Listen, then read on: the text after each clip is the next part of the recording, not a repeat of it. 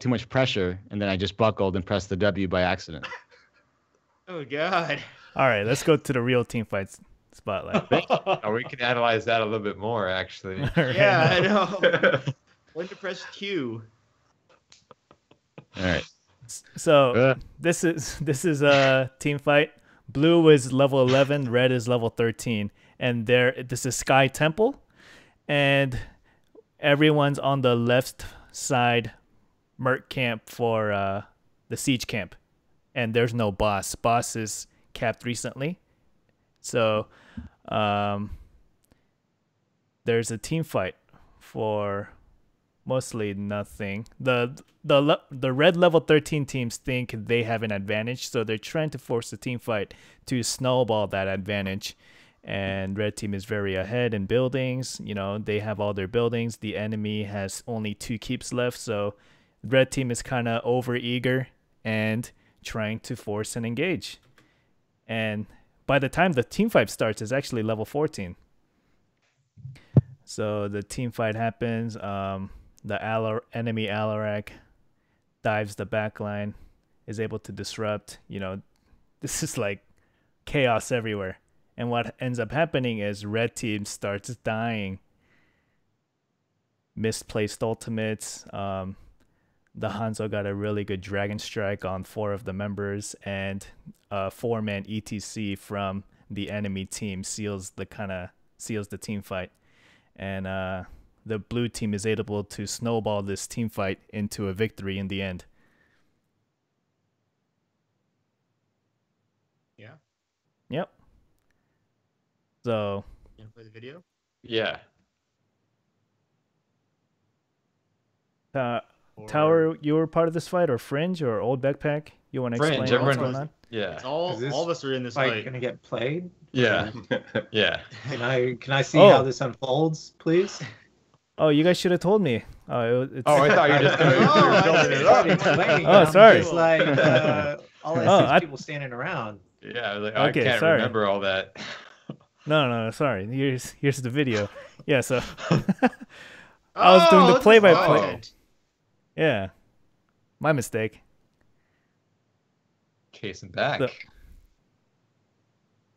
The Alaric dives the bat line, and Artanis's ultimate is really disruptive and is able to, keep the backline assassins distracted enough that the fight goes blue team's way. And that 4-man dragon strike really... That pwn. Yeah. And that mosh pit too. No, it was over by then. A little before then, yeah.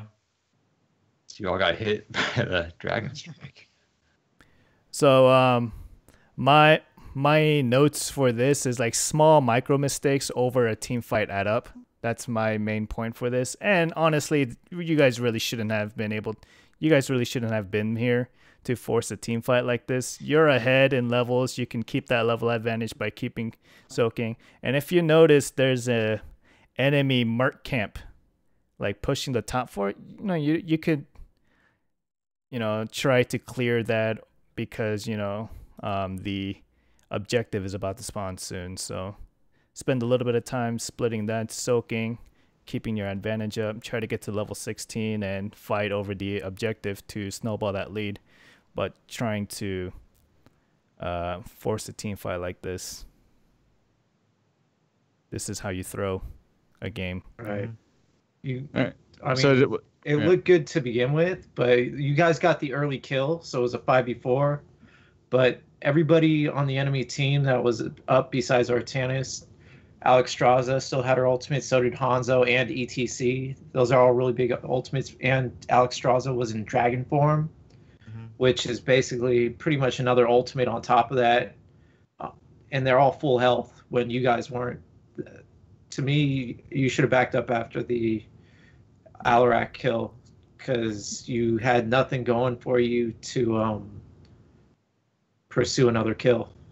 For me, the biggest thing right here is right now, the Sylvanas, the friendly Sylvanas is opening up with a mind control right in front of the ETC for the ETC just to knock away, right?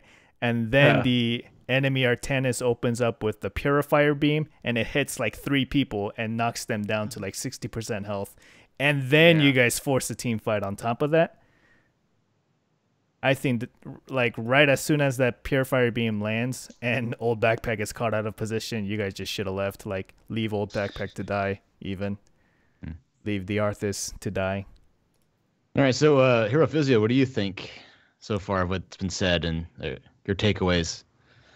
It's really interesting. You know, Bacon says back up because you're at level 13 to level 11. You got 2 keeps. Or you got 1 keep down, 2 keeps remaining. There's a camp pushing up top. Wrong place to take a fight. That's the safe way to play. You're playing not to lose at that point, right? If you have that advantage, you should try to do something with it.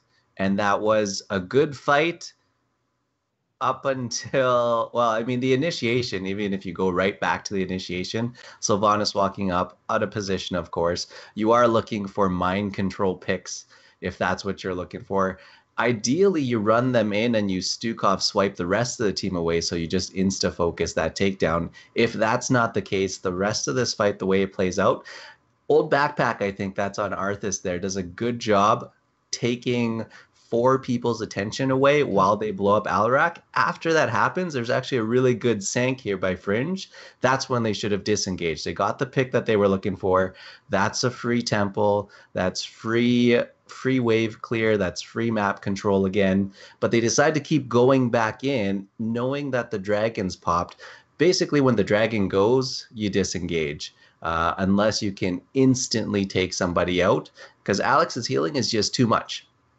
On the backside of that, because you know that ETC's Mosh is still up, the team positioning grouped up together, walked in together. They had to save 1 interrupt, and the only person who had that, sorry, my boy Lox, that's Loxley with the silence or the flailing swipe. So he's got to make sure that he's not caught in that Mosh no matter what happens, meaning he has to manage his distance the entire team fight, making sure that he's out of ETC's range.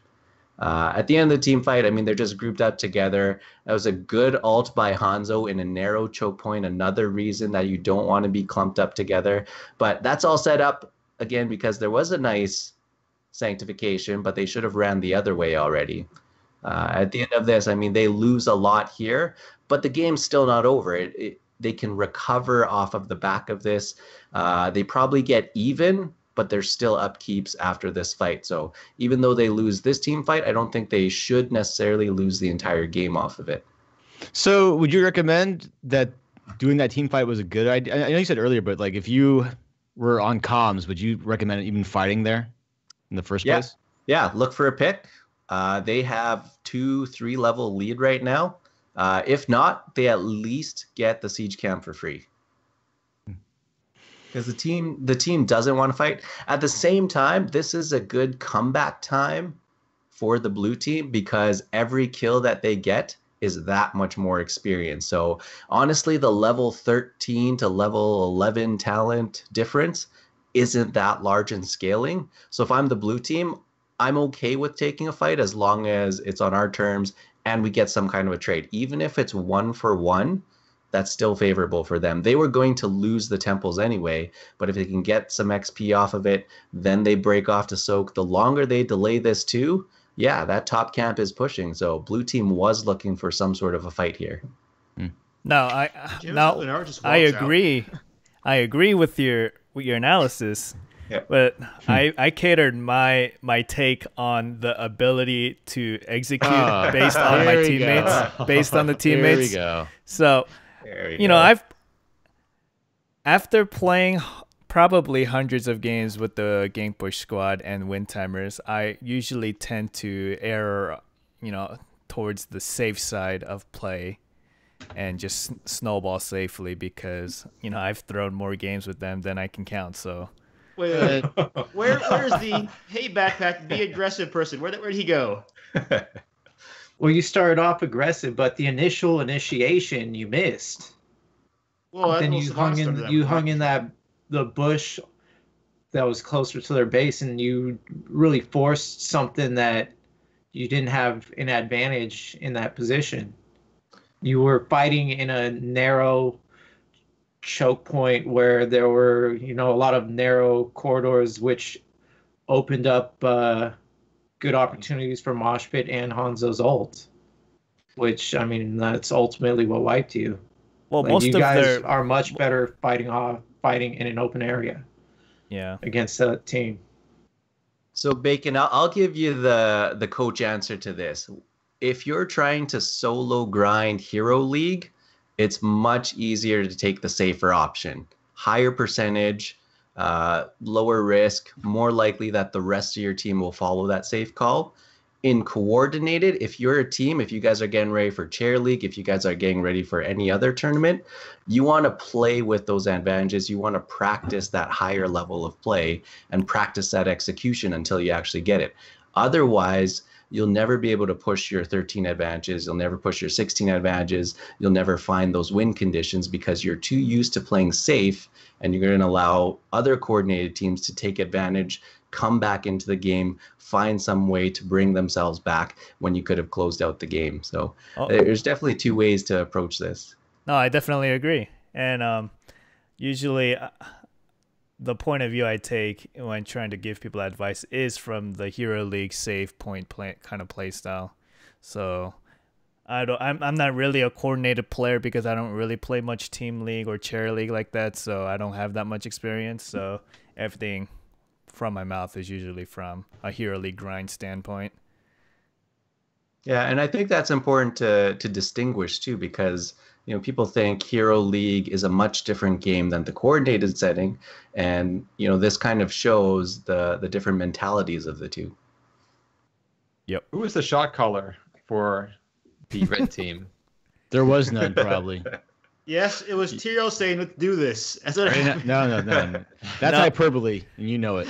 It was probably old backpack. Actually, no. Savannah started the mind control. We just want to steal the camp. That was Fringe says, "Get the camps." And I noticed someone was hitting the camp, but then once someone was not on the same page with that. Remember, but our goal isn't to assess blame. It's not our goal here. Whenever old backpack, no, I'm not saying whenever old backpack is the main tank, he starts talking like this, and he does little short sentences and starts shot calling in this style. Have you guys noticed? Yeah. The Sank was early in that fight. It didn't negate anything.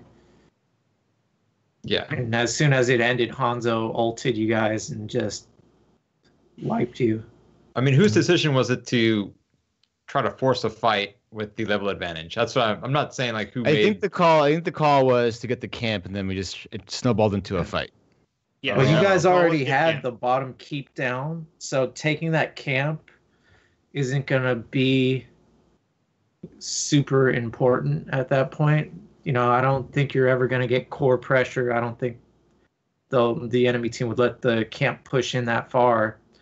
And you don't have to defend that bottom against the siege giants that much because you got catapults on your side to kind of even out that lane.